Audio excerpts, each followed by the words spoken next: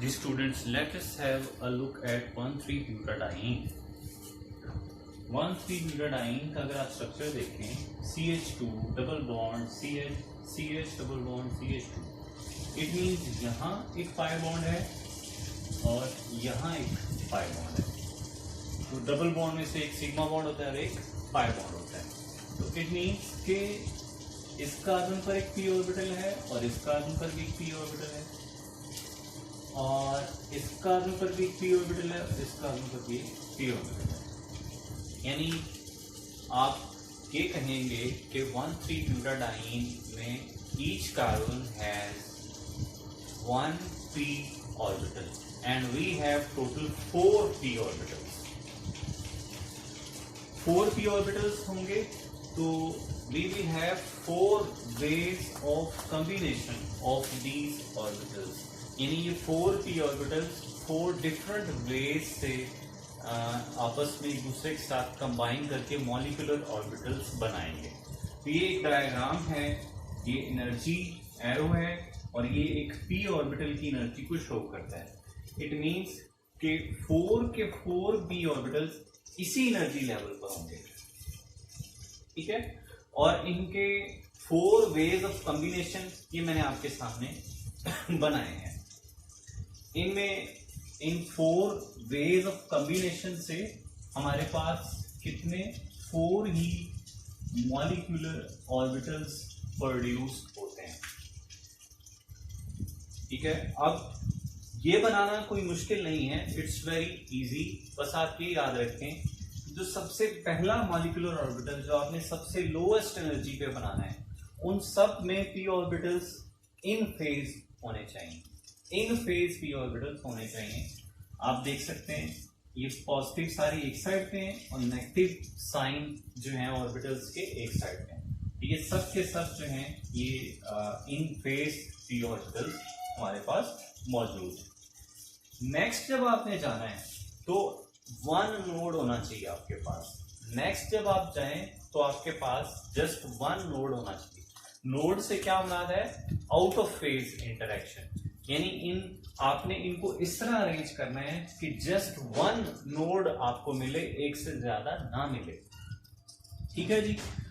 तो आप चेक कर सकते हैं इसको इस तरह आपने लिखना है कि 2 के साइंस आप सेम कर दें और 2 के साइंस जो हैं वो आप इधर दोनों पॉजिटिव कर दें और इधर दोनों नेगेटिव कर दें। इससे होगा क्या, आपके पास जस्ट यहां पर ये नोड अवेलेबल होगा। दिस इज आ नोड, ये एक नोड आपके पास अवेलेबल होगा। बाकी ये भी इन फेज है, ठीक है जी, और ये भी इन फेज है, ठीक। तो यहां इट मींस के हम जरा इसको दोबारा क्लियर कर लेते हैं।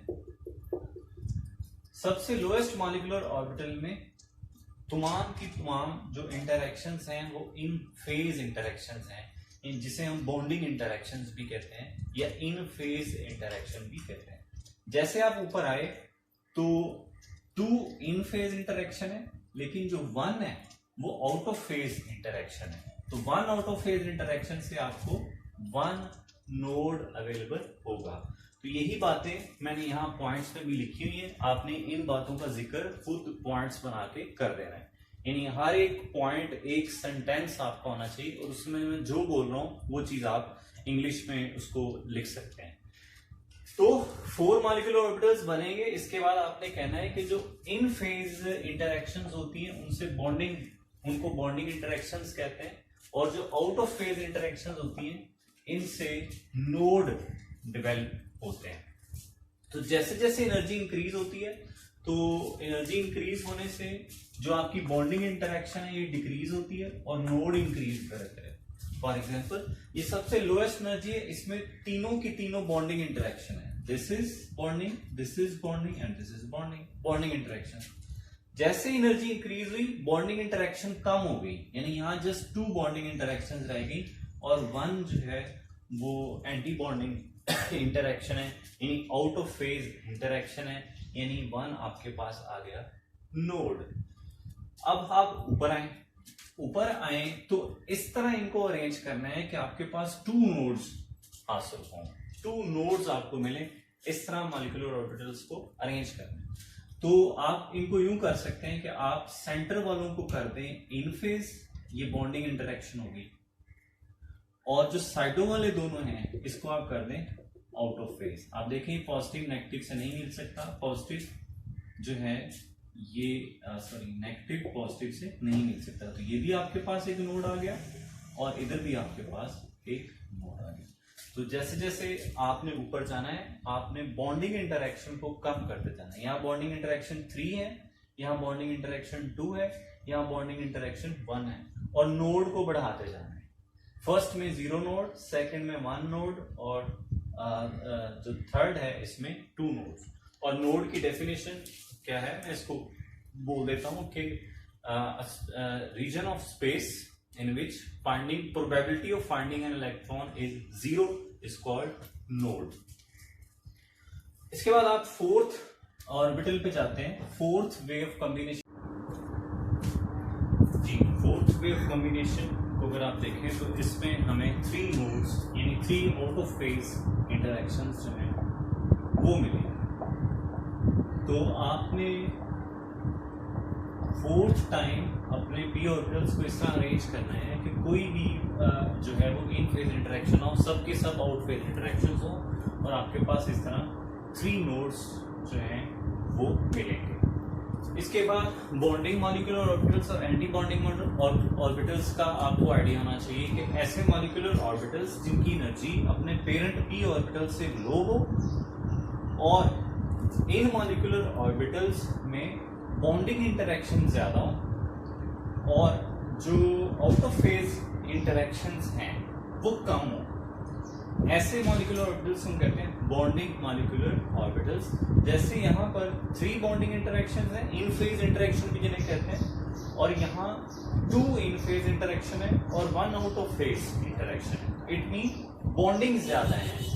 अब ये है एंटी बॉन्डिंग मॉलिक्यूलर ऑर्बिटल्स। आप इनकी डेफिनेशन क्या कहेंगे? The molecular orbitals which have energy higher than their parent p orbitals, and in these molecular orbitals in phase interactions are less than out of phase interactions. आप देखिए इसमें इन phase interaction just 1 है और out of phase interaction 2 है। इधर इन phase interaction है ही नहीं और आउट फेज इंटरेक्शन 3 है।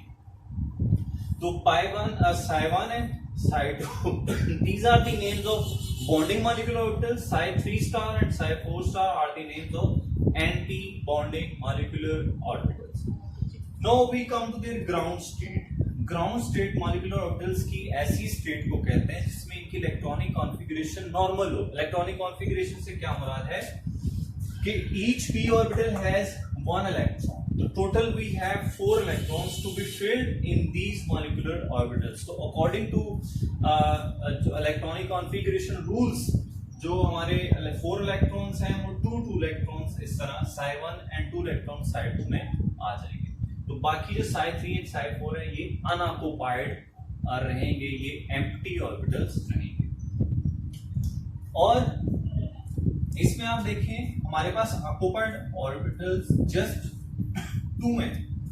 तो इन 2 में से highest occupied molecular orbital psi2 है, इसलिए इसको कहते हैं होमो। हाईएस्ट ऑक्युपाइड मॉलिक्यूलर ऑर्बिटल कौन सा होगा? ऑक्युपाइड मॉलिक्यूलर ऑर्बिटल्स में जिसकी एनर्जी सबसे ज्यादा होगी उसको कहेंगे highest occupied molecular orbital. The molecular orbital which have highest energy among occupied molecular orbital is called highest occupied molecular orbital. Now what is LUMO? Lowest unoccupied molecular orbital. यानी unoccupied molecular orbitals में वो वाला molecular orbital जिसकी energy सबसे कम हो, that is called lowest unoccupied molecular orbital. तो psi3 is LUMO. Now अगर आप इस मॉलिक्यूल पे फोटोन फॉल करवाते हैं तो फोटोन की जो एनर्जी है खास वेवलेंथ होगी, जिसकी एनर्जी यहां से यहां तक इतनी एनर्जी गैप उस फोटोन की एनर्जी होगी। तो इलेक्ट्रॉन एनर्जी एब्जॉर्ब करके हाई स्टेट में चला जाएगा, इस इन हाई मॉलिक्यूलर ऑर्बिटल में चला जाएगा। तो इसको हम कहेंगे एक्साइटेड स्टेट। एक्साइटेड स्टेट कब आती है? जब लाइट मॉलिक्यूल पर फॉल करवाते हैं और इलेक्ट्रॉन लो एनर्जी स्टेट से हाई एनर्जी स्टेट में शिफ्ट हो जाता है। This electronic configuration is called excited state. Excited state में आप देखें जो आपके ऑक्यूपाइड ऑर्बिटल है वो 3 है, 1 2 3। बेशक ये कंप्लीटली नहीं है लेकिन ऑक्यूपाइड जरूर है। तो इस केस में एक्साइटेड स्टेट केस में आपका जो हाईएस्ट ऑक्यूपाइड मॉलिक्यूलर ऑर्बिटल है वो है psi3, ठीक है जी। और आपका अनऑक्यूपाइड मॉलिक्यूलर ऑर्बिटल जस्ट यही है और यही कहलाएगा lowest unoccupied molecular orbital LUMO, यानी size 4 star, that is your LUMO when you are in excited state. इसको मजीद क्लियर कर लें। ग्राउंड स्टेट में HOMO psi2 है और LUMO psi3 स्टार है। एक्साइटेड स्टेट में HOMO psi3 स्टार है और LUMO psi4 स्टार है। Now let's come towards the symmetry. आमतौर पे जो सिमेट्री देखी जाती है आपके मॉलिक्यूलर ऑर्बिटल्स में वो मिरर सिमेट्री जो है वो देखी जाती है, सिर्फ M से शो करते हैं। और आप फर्स्ट मॉलिक्यूलर ऑर्बिटल को देखें psi1 को, तो इसमें अगर आप इसके सेंटर से मिरर पास करवाते हैं प्लेन, तो जैसी मॉलिक्यूलर ऑर्बिटल इधर है वैसा इधर, यानी ये चीज इस चीज का मिरर इमेज है। तो इट मींस कि इसमें जो सिमेट्री मिरर सिमेट्री है वो मौजूद है, इसलिए हम psi1 को कहेंगे this is symmetric. psi2 is asymmetric. psi2 is asymmetric. Why? Because आप यहां पर प्लेन पास करवाएं तो आप देखिए ये वाली साइड इस साइड का मिरर इमेज नहीं है, यहां ऊपर पॉजिटिव साइन है, यहां नेगेटिव साइन है, तो इसमें मिरर सिमेट्री मौजूद नहीं है, इसलिए एसिमेट्रिक है। हमारा psi3 सिमेट्रिक है और psi4 स्टार जो है ये एसिमेट्रिक होगा। इसकी एक सिंपल पहचान ये है कि आप चेक करें इफ एंड वाले p ऑर्बिटल्स इन फेज हो तो वो सिमेट्रिक होता है, जैसे psi1 और psi3। आप देखिए ये एंड वाले orbitals positive positive negative in phase है, positive positive negative negative. If side वाले ऑर्बिटल्स जो हैं वो आउट ऑफ फेज हो, जैसे psi2 एंड psi4 में देखें पॉजिटिव नेगेटिव, तो दीज आर कॉल्ड एसिमेट्रिक। तो वैसे भी जितने भी psi मॉलिक्यूलर ऑर्बिटल्स होते हैं psi1 सिमेट्रिक हो तो ये एंटी सिमेट्रिक, सिमेट्रिक तो एंटी सिमेट्रिक, psi5 होगा सिमेट्रिक, psi6 होगा तो एंटी सिमेट्रिक। एक ये तरतीब इनकी होती है। अगर आप C2 सिमेट्री देखते हैं तो आप पिछली बात रिकॉल करके यहाँ पर आप चेक कर सकते हैं कि C2 सिमेट्री के अकॉर्डिंग आपका जो पहला ऑर्बिटल है ये एसिमेट्रिक है, बिकॉज C2 सिमेट्री के अकॉर्डिंग ये सेंट्रल पॉइंट जो है इससे आप डायमेट्रिकली जाते हैं तो ये पॉजिटिव साइन है और इधर आते हैं तो ये नेगेटिव साइन है, तो ये दोनों एक जैसे नहीं है। इसका मतलब है इसमें सेंटर ऑफ सिमेट्री मौजूद नहीं है, उस लिहाज से एसिमेट्रिक है। तो सेंटर ऑफ सिमेट्री जो है वो मिरर सिमेट्री का सारे का सारा ऑपोजिट है।